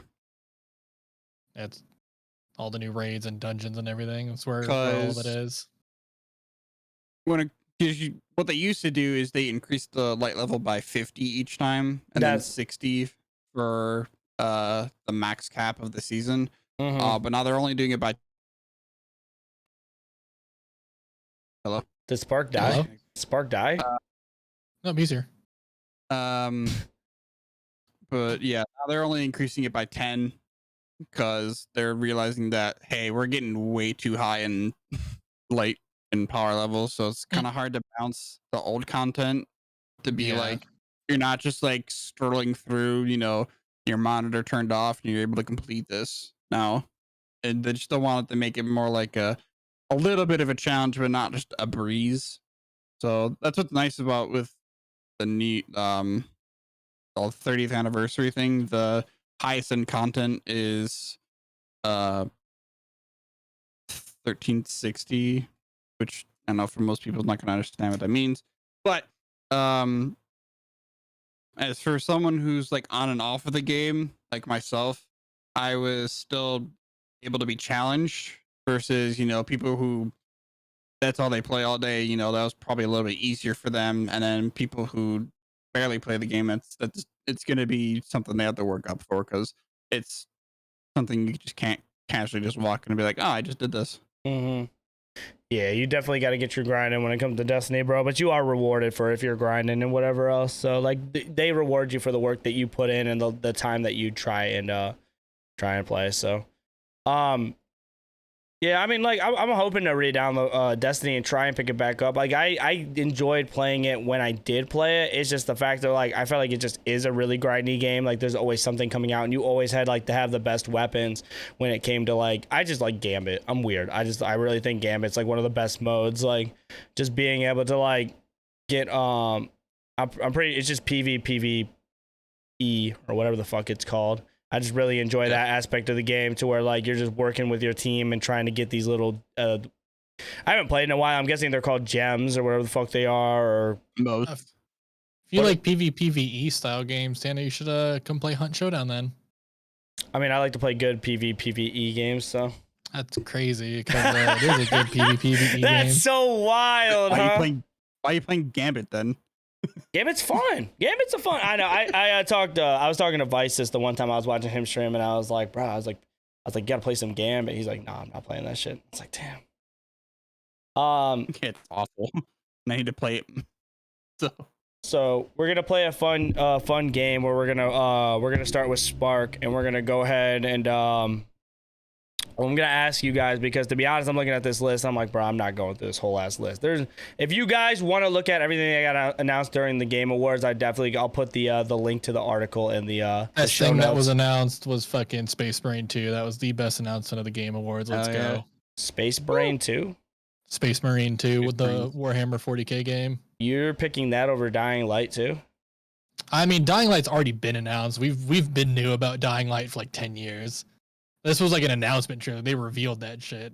Dying Light 2 is probably going to be my game of the year of next year, but oh man, Space Marine 2, holy shit. That 10 years. That take is hot. That take is hot. Play Dying Light 1. When I say it's the best zombie game out there, it is the best zombie game out there. I'll be getting my licks into Dying Light 1. I definitely think it looks really cool. I mean, they're still supporting that game. I mean, I've yet to see like a bad review of that game. Even people who are skeptics are like, yeah, no, this game's stupid fun. Mm-hmm. What about you? I don't know how well it's going to do, because it's also supposed to come out in February. But so as long as it's like early February, where, because I know people that play Destiny like to also dive into other games. Yeah. But if it's releasing on the same day, that's not going to be a good tactic. True. I think if I had to pick for the announcements that got announced, if I had to pick something that just got announced that I didn't think was gonna get announced, I would say I'm excited about the Sonic game. I'm excited about the Metal Hellsinger game that came out. That game looked pretty cool. Yeah, the game will be fun. And then Tiny Tina's. Like I've been looking forward to Tiny Tina's for a while. Like just the Dungeon and Dragon type style of the game looks really cool. The cartoonish vibes really get the people going for me. I think that aspects of it just looks really, really, really like a good game. And I think there was one. Oh yeah, I'm excited about the Suicide Squad gameplay. That shit looked really fucking good. If it's done the right way, that game is gonna be really, really fucking good. Like it will. You forgot to say Among Us though. Yeah, and then Among Us was the worst thing I ever witnessed in my life, and I needed to bleach my eyeballs afterwards. Like, I don't even know why that game got a VR. Why? Who asked for it? Whatever. That's still another one thing. It's like, why they're so late to this? Because the VR chat has a game mode for this, and it's pretty much the exact same thing. I guess, making it their own IP and making it theirs is probably gonna like. Yeah. If it's free, then it'll be fine. But if you have to pay for it, then people aren't gonna get onto it because VR chat's free, and that's people already have their friends on there and stuff like that. So it's gotta be They're gonna charge people. You already a know they're gonna seamless charge. transition. They're gonna charge them $30 to hop on, bro. I guarantee it. 30, $20. Yeah, $30 for. What about you, Spark? What was your favorite announcement that got announced? Out of all of these, let me scroll through. I know you talked about some of them. Sonic 2. A lot of these things I haven't played. Obviously, Star Wars. Being a big Star Wars fan. I watched Alan Wake, so I'll be excited to actually play it this time. I might dive into the Final Fantasy. Obviously, I already played Destiny, so I'm excited for that. Sonic Frontiers, sorry. Front runner. It's gonna be a front runner, all right. I guarantee it. The DLC for Vermintide looks interesting. Oh yeah, another character, Space Warrior Marines. Priest or whatever. Tiny Tina, definitely. I've been waiting for that since they announced it. I think like a couple months ago or half a year ago. Dying Light 2. I still have to finish up the first one. I mean, Elden Ring's Souls game. I was very interested in the Arc Riders because it gave me. Hopefully, it's a full open world shooter, and you can actually have a bigger squad than 3. But looking at all the trailers, like we were talking about, I'm like, this might be another a 3 co-op shooter. Air quote, another Destiny killer. You know what was very disappointing? The fucking Cuphead trailer that I had to sit through and watch. Cause I'm like, oh yeah, I was like, you have to play three players for Cuphead now, and it was like, nah, it's just a fucking character collection or a character fucking. Well, it's a whole new DLC and then a new character, so it don't matter. Let me play with 3 fucking cups, man. This is fucking annoying, bro. Like I get I it. can mod it. I'd rather, like, when I saw the 3rd cup, I was like, bro, if we could play with 3 cups, that'd be fucking broken. But nah, they wanted to not do that for us. So actually, very disappointing. Oh brother. To be honest, like I did I did kind of like low key poop on Elden's Ring, but I am really excited about that game too. Like, be sitting there and being like, oh, it's gonna be a hard game. Like I probably won't get it, but like, I mean, I need to just fucking man up and get it. Like, I mean, it'll be cool. Like, it will do its thing. Like, I'm very excited to see the story, and I feel like it could be a good co-op game too, plus open world. There's definitely things you could do that, or I'm hoping there's things that you could do in that game that will take it to the next level.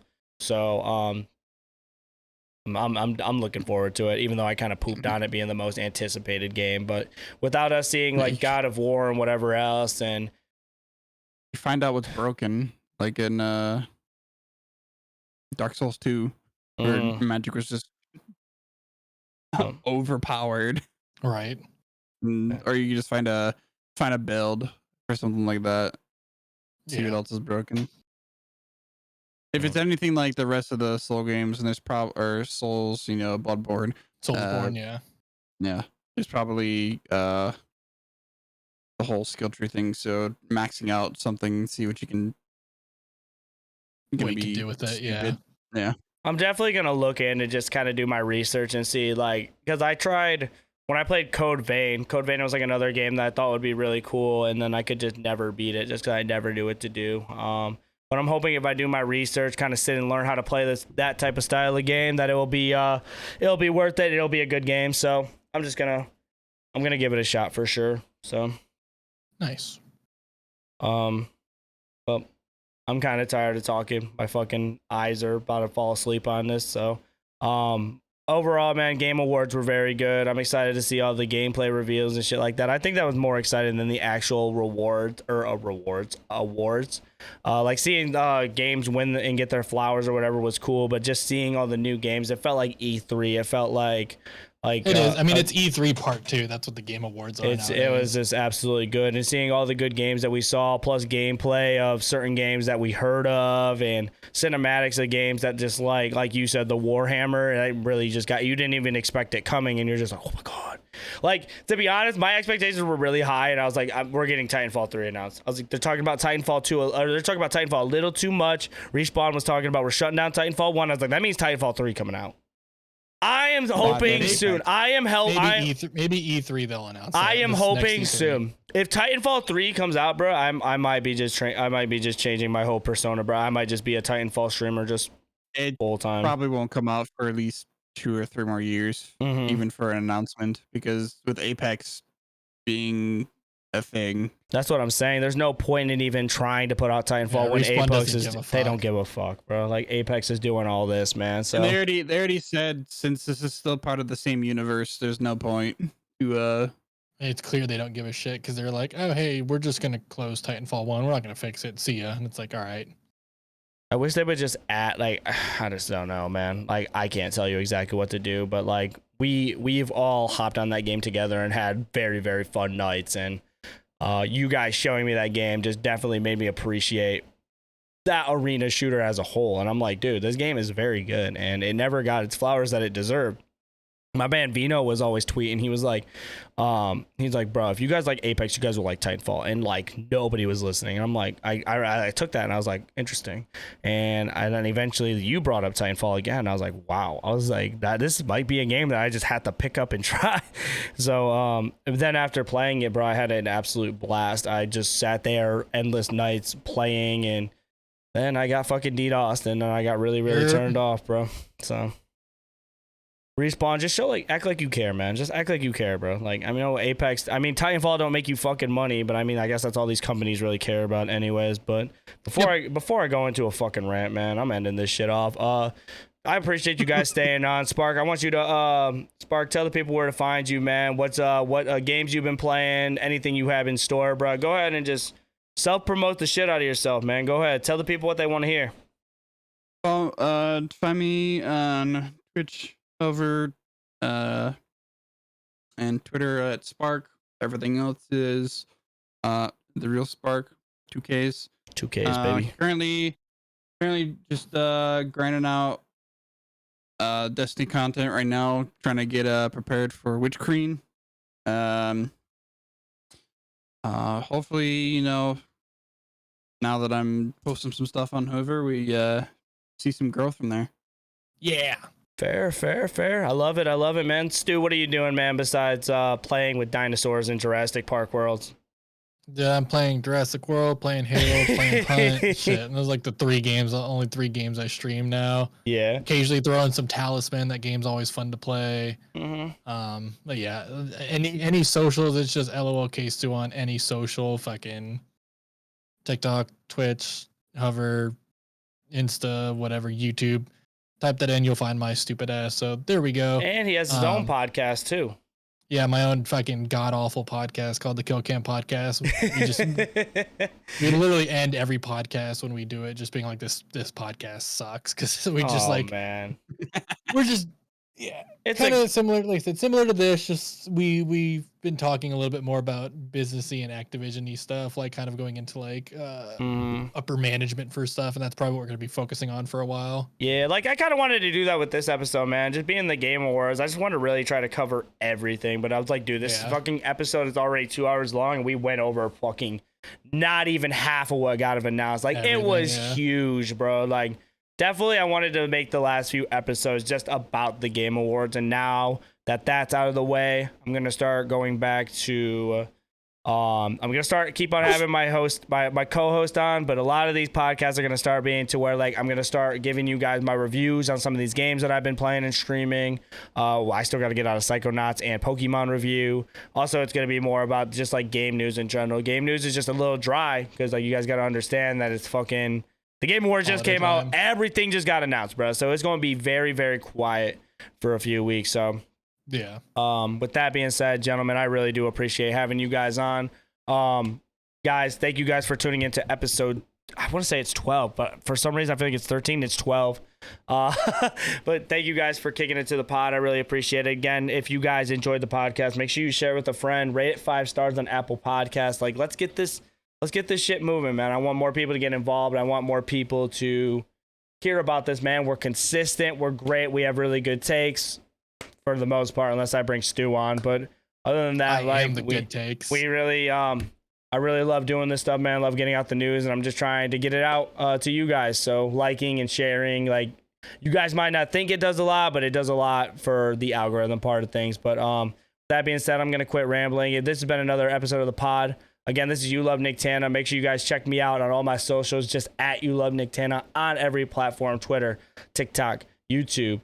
We do gameplays, we do playthroughs, reviews. All the podcast visuals go on YouTube.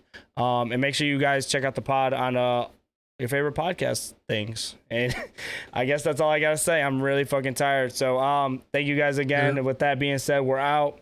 Love you guys. Make sure you guys tell someone you love them, and I'll catch you guys in the next episode. So later. Fuck you, Stu.